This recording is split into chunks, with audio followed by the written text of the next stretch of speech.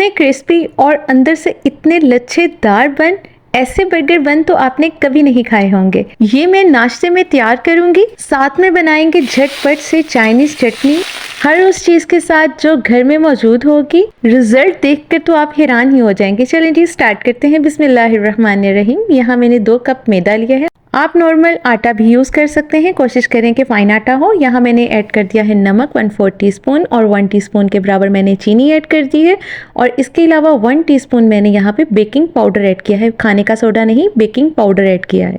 अब इसको मैं अच्छे से मिक्स कर रही हूँ। मिक्स करने के बाद मैं यहाँ पे ऐड करूँगी मिल्क। यहाँ पे मैं मिल्क के साथ नीडिंग करूँगी। 1 कप मिल्क लेना है और इसको ग्रेजुअली आपने ऐड करना है, एकदम से ऐड नहीं कर देना, इसको थोड़ा थोड़ा करके ऐड करना है, देन इसकी नीडिंग करनी है। मैं पहले इसको अच्छे से मिक्स कर रही हूँ। इस तरह नॉर्मल सी मैं इसको नीडिंग कर लूँगी, जैसे आम रोटियाँ पकाने वाले आटे की नीडिंग करते हैं। सिंपल पानी से भी नीडिंग हो सकती है। मैं चाइनीज़ बर्गर तैयार कर रही हूँ, इसके लिए वो मिल्क का ही यूज़ करते हैं। यहाँ आटा जब हाथों पे चिपकने लग जाए तो थोड़ा सा बस आपने ऑयल ऐड करना है 1 टीस्पून के बराबर, और इसकी थोड़ी सी नीडिंग कर लेनी है। तब तक नीडिंग करनी है जब तक आपके हैंड क्लियर ना हो जाए और ये चिपकना बंद ना हो जाए। यहाँ पे जी नीडिंग बहुत अच्छी तरह से हो चुकी है और मैदा चिपकना बंद हो गया था। अब मैं स्टोव को सेट करके इसी बर्तन में रहने दूंगी और यहाँ मैं ऐड कर दूंगी 2 टेबलस्पून ऑयल के। 2 से 3 टेबलस्पून ऑयल आप इसमें ऐड कर सकते हैं और इसको अच्छी तरह से ना इसके ऊपर अप्लाई करना है। अब मैं इसको कवर करके रख दूंगी तकरीबन 15 से 20 मिनट तक। क्लिंग रैप के साथ मैंने इसको कवर कर दिया है, आप किसी बर्तन के साथ भी इसको कवर कर सकते हैं।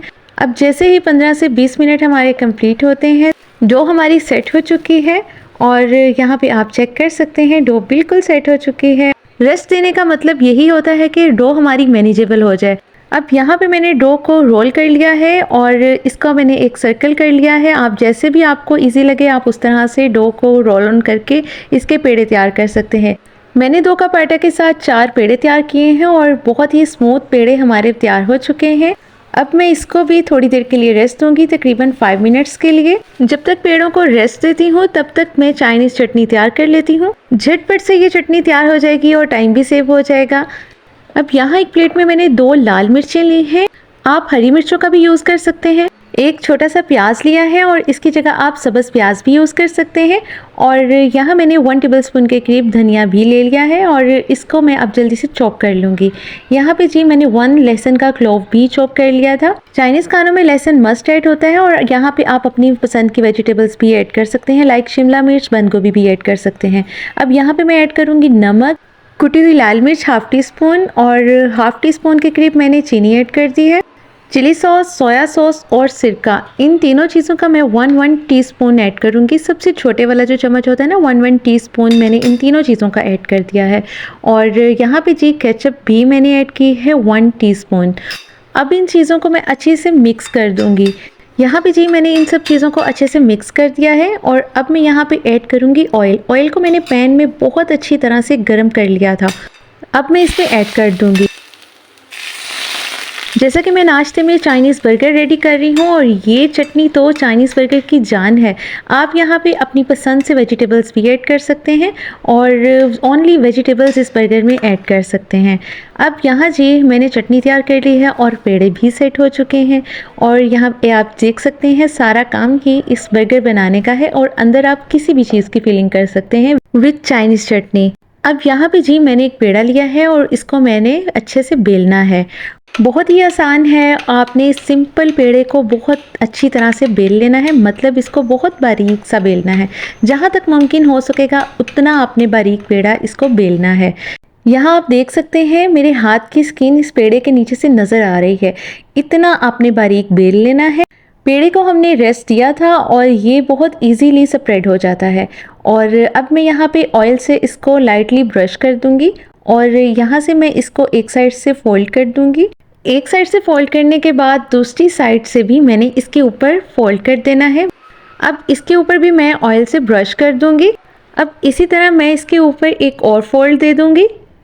पराठा बनाने के लिए जिस तरीके से हम फोल्ड देते हैं लाइक उसी तरह से फोल्ड देना है, इसमें कोई साइंस नहीं है, सिंपल हमने फोल्ड देने हैं।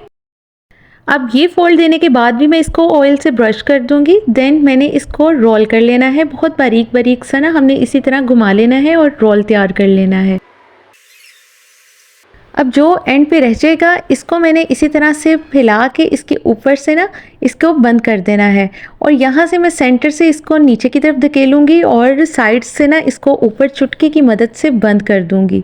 बिल्कुल इसी तरह से आपने करना है और इस तरह से पेड़ा तैयार कर लेना है। दूसरी साइड से भी मैं इसी तरह करूँगी। सेंटर से मैं अंदर की तरफ करूँगी और साइड से ऊपर की तरफ आके बंद कर दूँगी। इस तरह से हमारा एक पेड़ा तैयार हो चुका है। इसी तरह मैंने बाकी पेड़े भी तैयार कर लिए थे।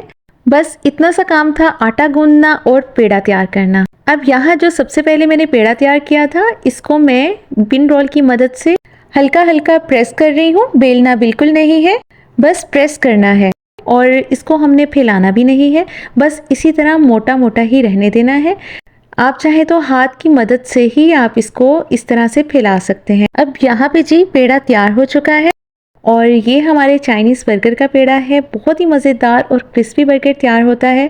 अब मैं इसको लाइटली ऑयल से ब्रश करूँगी पैन को और पैन हमारा पहले से प्री हीट है। अब बेली हुई रोटी मैं इसके ऊपर रख दूँगी और इसको कवर करके कुक करूँगी। 3 से 4 मिनट हमने इसकी एक साइड से पकाना है और इसी तरह ये देखें जैसे ही फूलना स्टार्ट हो जाएगा फिर हमने इसकी साइड चेंज करनी है और दूसरी साइड से भी इसी तरह हम कुक कर लेंगे।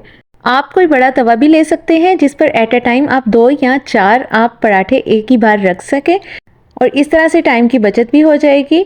और ये आपने बिल्कुल लो फ्लेम पे इसको कुक करना है और कवर करके कुक करना है। बहुत ही मज़ेदार हमारा चाइनीज़ बर्गर तैयार हो चुका है। इसी तरह मैं बाकी भी कुक कर लूँगी और इसी तरह कवर करके ही मैंने इसको कुक करना है लो फ्लेम पे। अब यहाँ पे जी देखिए हमारा चाइनीज़ बर्गर बिल्कुल तैयार हो चुका है। बहुत ही गर्म था ये और यहाँ पे जी इसको हल्का सा हाथों की मदद से इस तरह से इसको हम खोल लेंगे और यहाँ पे आप इसके लच्छे चेक करें माशाल्लाह से कितना ज़बरदस्त हमारा ये चाइनीज़ बर्गर तैयार हुआ है। यहाँ मैंने रख दिया है सलाद का पत्ता और साथ ही मैंने फ्राई एग करके इस पर रख दिया है क्योंकि हम नाश्ते में तैयार कर रहे हैं। तो यहाँ पर मैंने फ्राई अंडा यहाँ रखा है और जो चाइनीज़ चटनी मैंने तैयार की थी इस अंडे के ऊपर मैंने कोई नमक मिर्च ऐड नहीं करना सवाए इस चटनी के। बहुत ही मज़ेदार और कम बजट में इतना फैंसी नाश्ता आप यकीन करें घर वाले खुश हो जाएंगे जब आप उनको ये बना कर देंगे। एक बार आप इसे बना लेंगे घर वाले रोज़ आपसे फरमाइश करेंगे कि आपको ये ही बर्गर खाना है। जैसा कि नाश्ते के लिए मैंने इस यहाँ पे फ्राई अंडा किया है, आप ऑमलेट भी बना सकते हैं और अगर आप लंच में या डिनर में इसे बनाना चाहें तो आप चिकन के मुख्तलिफ फ्लेवर के चंक्स आप इसमें ऐड कर सकते हैं। चिकन के अलावा आप ओनली वेजिटेबल्स भी आप इसे स्टर फ्राई करके इसमें ऐड कर सकते हैं। इसके अलावा ये चटनी तो आप मस्ट बनाएं। इसका फ्लेवर बहुत ही हसीन, बहुत ही मज़ेदार किस्म का है। उम्मीद है आपको आज की रेसिपी पसंद आई होगी। वीडियो को लाइक और चैनल को सब्सक्राइब करना मत भूलिएगा। मुझे दें इजाज़त, दुआ में याद रखिएगा। टेक केयर, अल्लाह हाफिज़।